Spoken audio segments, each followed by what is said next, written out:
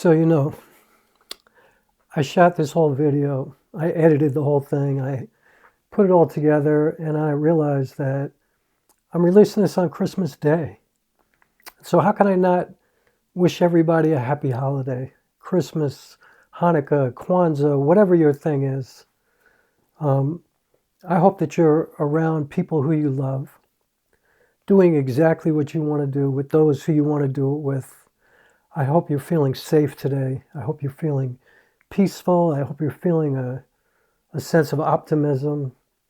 I hope you're gathered with people who are making plans and looking to the future and, looking back on all the beautiful things that have happened in your life and the difficult things and supporting one another and loving one another. And, I hope that you're opening your mind to new things. I hope that you're intending to be a better person this year than you were last year. I hope that you're connecting with friends and not taking time for granted because it's not promised to anybody. So I guess I just wanted to open the video with that. It's funny because I was going to do this, getting this great shot by the river, and it snowed like crazy today, and I didn't feel like dealing with it. Would have been a beautiful shot, but I was picturing it on a cloudy day, an overcast day. But it was kind of that wet snow, like disgusting. So I probably won't get that shot.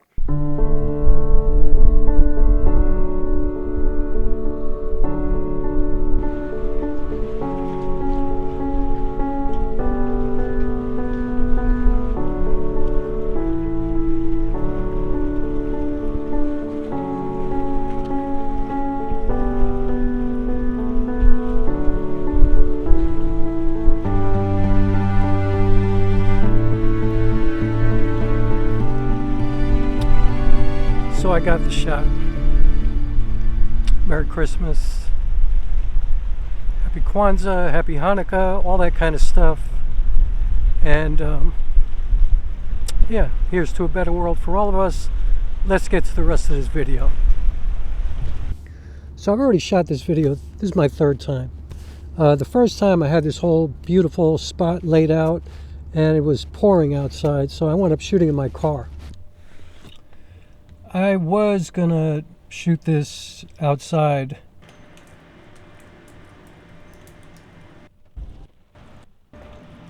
And I hated what I shot, so then I did it later that night because I still had stuff on my mind. When it comes to filmmaking, I do enjoy the gear. Like, I love working with the camera. Like, I'm talking into a camera right now. And I shot it on the GH5 because right now I'm using the S5, and it was just, I don't know, I did this black and white. I shot in Vlog, but I made it black and white, and I just, I felt like blah, blah, blah. Like I wasn't really saying much of anything because I didn't really do what I intended to do. And, I do YouTube videos kind of spontaneously anyway, but I didn't really get it done the way I wanted to get it done. So here I am again. And this video is about how I think you should quit, and that's the clickbaity YouTube part of the video to just get you to come here. But actually, I think you need to quit the numbers, quit the thought or the notion that you can earn a living here, unless that's absolutely what you want to do. Like, I'm not trying to take anybody's dreams. Like, if you want to be a YouTuber, if you want to be one of these people that makes thousands of dollars and can support their life, support their family, like really do it up like that, then okay, then I'm going to tell you to figure it out, because people pay me to help them set up their YouTube channels. Like, excuse me, sorry, I swallowed my own saliva. Like, I could teach you how to make it look really good. I can show you the gear that you need. I could save you a lot of money on the gear that you need. I could certainly get your sound together. I could teach you a lot of stuff, but and I could even tell you what I think works well for YouTube, but I could also tell you that I'm not a good example of that because I don't work well for YouTube. Like, for example, I have a video that went live this morning, and somebody who I know commented on it that you know, he knows that if he posted a video about cameras, he would get over 2,000 views.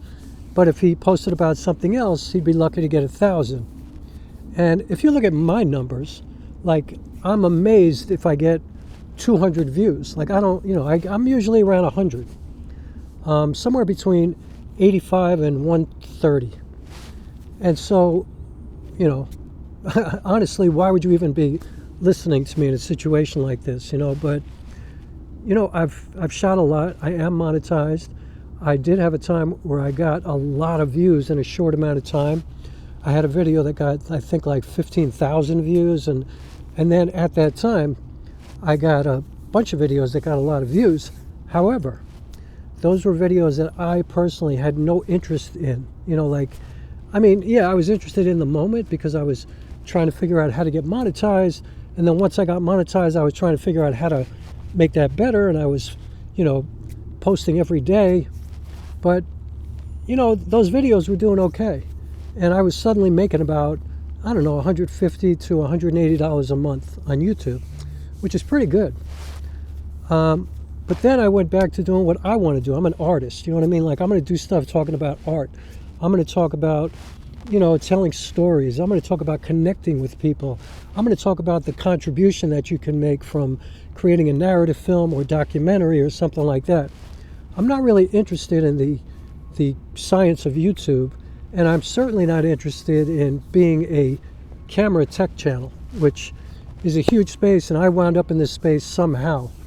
Well, I know how, because when I first got in, I was learning about cameras. I was watching a lot of camera videos, and that was kind of my education, so I was kind of a part of that. But, you know, after a while, I was like, I knew what I was doing. I wound up with a camera that I love, which I'm still using to this day, the original Panasonic S5. I'm getting out of it what I want. I've done 2 feature films, a documentary. Like, I love this camera. I also have a GH5 as a backup. I'm going to buy an S1H because I want an optical low-pass filter because I've had problems with moire at times. But my point is that most of you watching this video are never going to earn a living on YouTube. You're not going to make enough money to earn a living. Now, again, I'm not trying to snatch your dreams. If that's something that you want to do, if your dream is to be a full-time YouTuber and make thousands and thousands of dollars, then I would encourage you to go figure out how to do that. You know, go take Matty Hapoya's course or something like that. You know, full-time filmmaker. Like, go somewhere where they do that. You know, they understand the science of YouTube. You know, the ins and outs, how to work the algorithm, keywords, SEO, all that kind of stuff. I am so not that guy.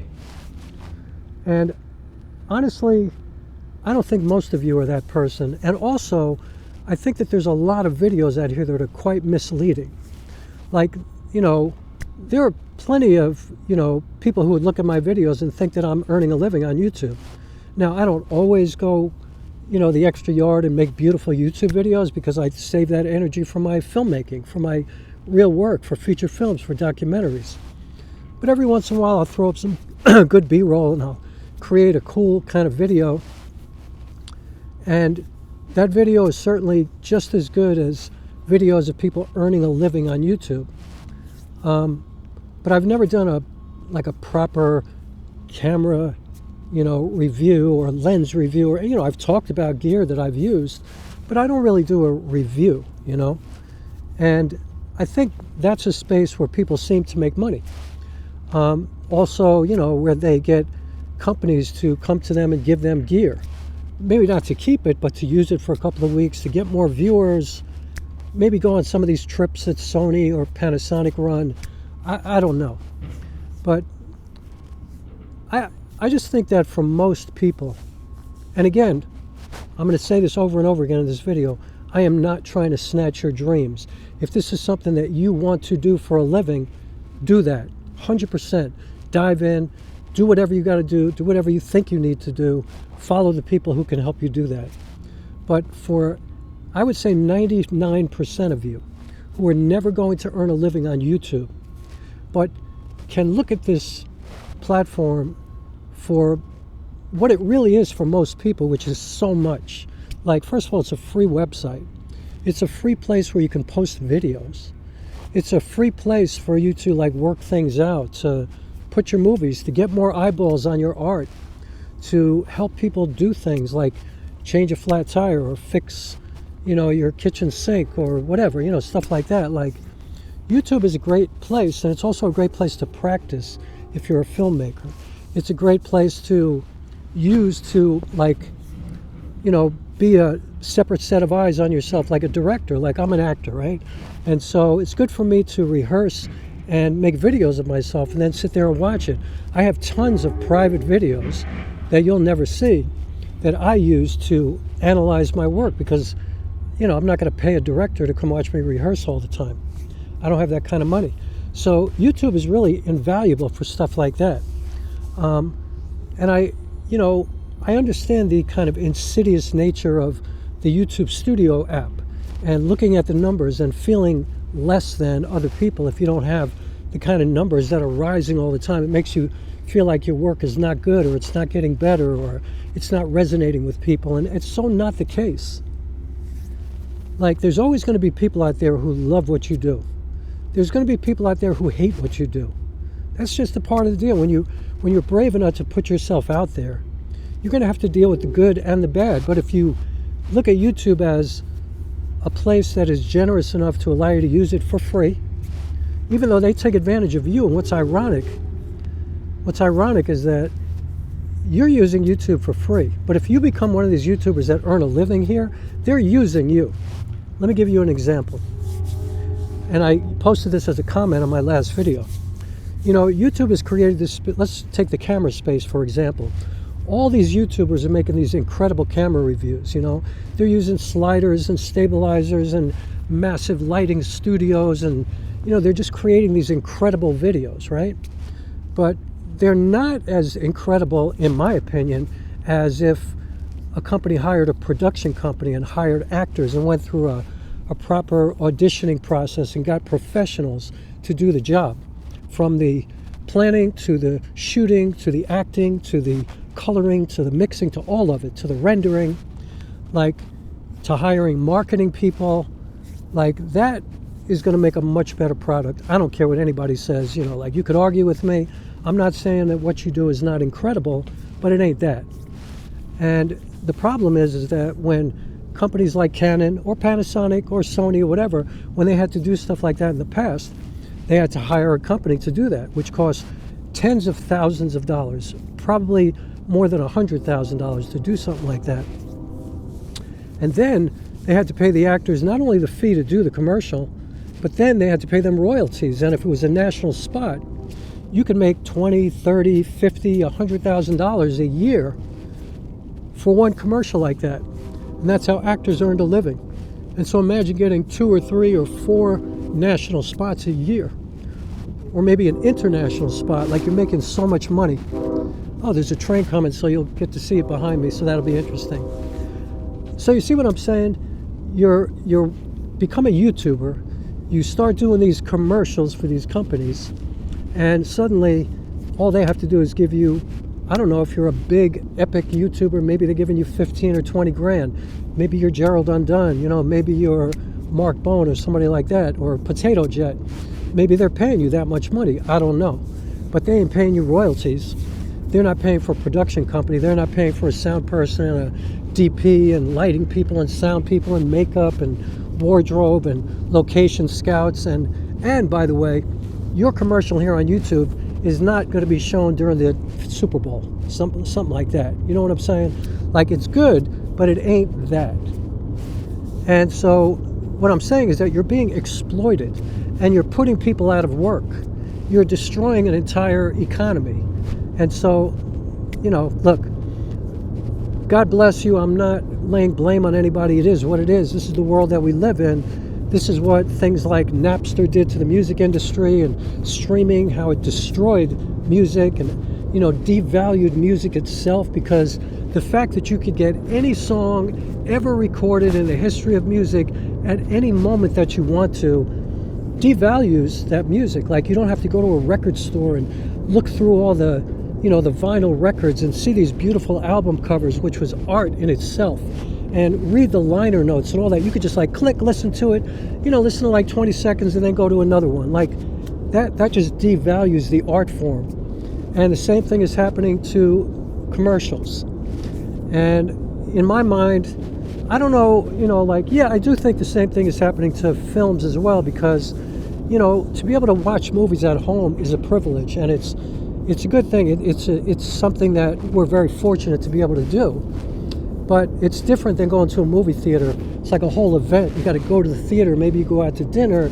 You're sitting with a community of people in the same space, and you're experiencing this story together. And there's just something magical about that we're destroying. Now you could just sit at home in your underwear. You can pause it. You can watch the movie over 5 days, which means you're not really getting the emotional feeling of that film. It's destroying movies, documentaries. I mean, it's just devaluing everything and putting people out of work. So, it's funny. This video started as, quit the numbers, forget about the numbers. So I'm glad I kind of digressed into all this other stuff. But getting back to the point of this video, I think that unless, again, I'll say it again, unless you're trying to earn a living here, and if you are, go do your thing. Knock yourself out. I am 100% behind you. Do it. It's the way of the world. But if it's not something that you think you can do, and I'm telling you, for most of you, you ain't going to do it.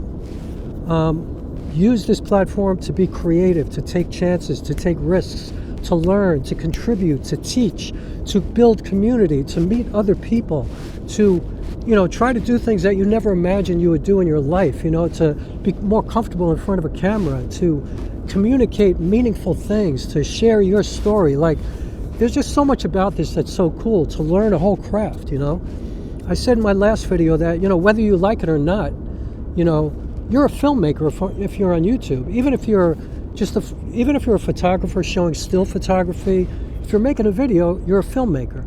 If you're just talking about your garden or crafts or just showing, sunrise every morning, like somebody who I love her videos, she just shows, like really short clips every morning, you're a filmmaker.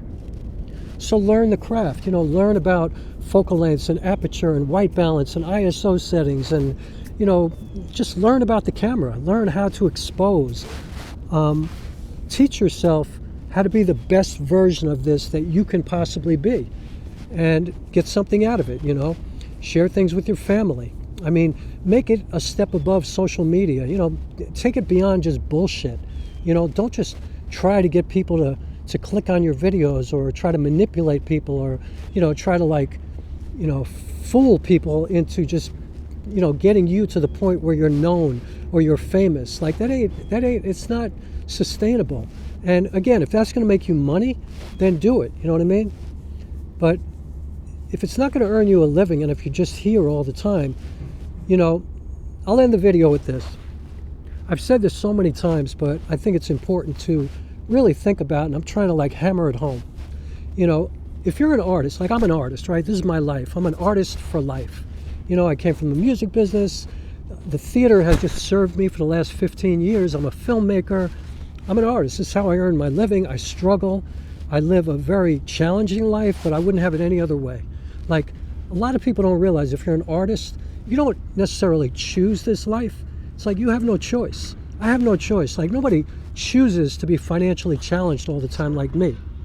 Like, I might do a play for 6 months and make $50,000 over that 6 months, but then I might not work for the next 6 months. I might be just writing a screenplay to make a film, or I might be doing everything that I need to do to develop my next work, and so I can't do anything else because it takes a tremendous amount of effort and brain space to create long-form work, like a play, feature-length film.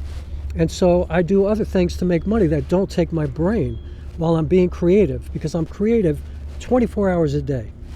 So I just want to hammer this home. Imagine being an artist, okay? And imagine if you have a group of people, say anywhere from 5 to 20 people, a small gathering of people that gets together every week. Imagine if you get together in your favorite restaurant or some cafe, a coffee shop, a Starbucks maybe. And I'm not a Starbucks fan, but Starbucks, you know, I know a lot of people do work there. Your living room, your kitchen, whatever, your dining room. Imagine if you get together every week for like a meeting of the minds. You discuss each other's work, you give each other feedback, you get to share your work, and you get to hear from everybody. You talk about the events of the day, the politics, the social things that are going on, you know, like the problems in the world. You get to talk about this, and maybe, you know, out of those 20 people, somebody starts creating something magical, and everybody's kind of involved in the process. Can you even imagine getting together with 20 people every week? Or even 5 people every week? So, you know, for me, when I put out a YouTube video and I see the same 5, 10, 20, like I'm pretty solid with like about 100 all the time. You know, sometimes I get 500, sometimes I get 80. But I got a solid group of people that feels like that for me. Like I know that they're into what I do. They care about what I do. They don't care that I'm not trying to be known on YouTube. I'm not trying to be famous. I'm not dying for their clicks. I don't do all the YouTube stuff at the end of every video. You know, I don't beg you to subscribe or anything like that. I mean, I do ask that sometimes, but you know, sue me. I'm on YouTube. You know, I do want to make money on YouTube. I would love to make money. I'm not against making money. Pay me money. I would love to make thousands and thousands of dollars on YouTube. But it's not why I do this. I'm not expecting it, you know. What I am expecting is an opportunity every time I turn on this camera and carry my tripod around and come out here to these beautiful places and get to, you know, work with like my sound stuff and just get to practice and just talk about whatever I feel is important in that moment. I look forward to that opportunity every single time I do it. And I try to do it twice a week because I want to be consistent for the people who are showing up for me, because I want to show up for you. And so I think if you look at it that way, it's going to be really meaningful for you. And don't get caught up in all the bullshit, you know, because what if you made $500 a month? It's not going to change your life unless you're like 21 years old. But if you're a grown person with, you know, responsibilities like either your rent or your mortgage, or if you're married and you have kids, if you have a family or whatever, even if you made $500, which is like you're doing awesome. Even if you made $2,000 a month, that's $24,000 a year. I mean, that's just about the poverty level. So think about that. Think about how good you feel when you make $150 in a month, or if it takes you 5 months to get that $100 threshold and you get paid. Well, think about how hard it is to suddenly make $500 a month or $2,000 a month. Like, it's really hard. And so don't get stuck on that. Don't get paralyzed in that. Don't look at it for that, you know. Look at it for all that it can offer you, the amazing opportunity to be here where you don't have to pay for it, where, you know, I don't know what kind of servers Google has, but imagine the amount of data that they're storing. And, you know, that's the other thing to keep in mind. Everybody knows, you know, you're out here. So if you want to put yourself out here, you might as well make it meaningful, you know, and do something that you care about and do something that you love. And don't feel the pressure of like, oh my God, because, you know, if you're Potato Jet, if you're Philip Bloom, Philip Bloom, I think, and Potato Jet, I think they have money-making ventures on the outside of YouTube as well. But if you're somebody who, you know, counts on YouTube all the time, like, I don't know, like probably Gerald Undone, like that's a lot of pressure to keep that up, to keep that going, to be able to continue to earn a living and take care of your family because of YouTube. You know, because like I know they have brand deals, I know they have partnerships and things like that, but if their YouTube channel, if the numbers start to go down, the brands are not going to stick with them anymore. It's all about YouTube for them. So if you want to deal with that kind of pressure, knock yourself out, you know, that's cool. But if not, use this for what it's worth and quit the numbers, quit the YouTube Studio app. Do like me, allow yourself to look at it twice a week, and don't get caught up in it, don't get paralyzed by it. Quit it, let it go. Don't even think about it. Do other things. And, you know, selfishly, I'll say what I wish for in society in general is for you to make meaningful art. Share your stories, you know. Make a feature film, write a play, write a book, you know, paint. Like, do something that you can share with community that is meaningful and something that you have to dig into and really work on and commit to.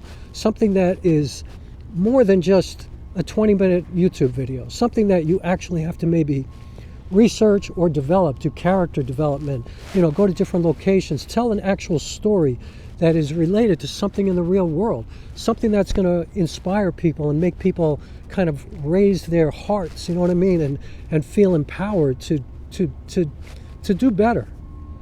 Don't we need to do better now? Like, this world is so fucked up. What a great opportunity for everybody to put things here that are either raising awareness to difficult things and turning them into beautiful art, or just making something beautiful.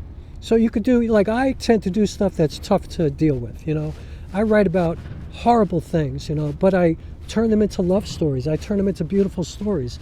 I try to take these difficult things and turn them into beautiful art. To me, that's my best contribution that I could possibly think of. So, yeah, quit the numbers, quit all that bullshit. Don't worry about it. Yeah, that's all I got to say about all of that. All right.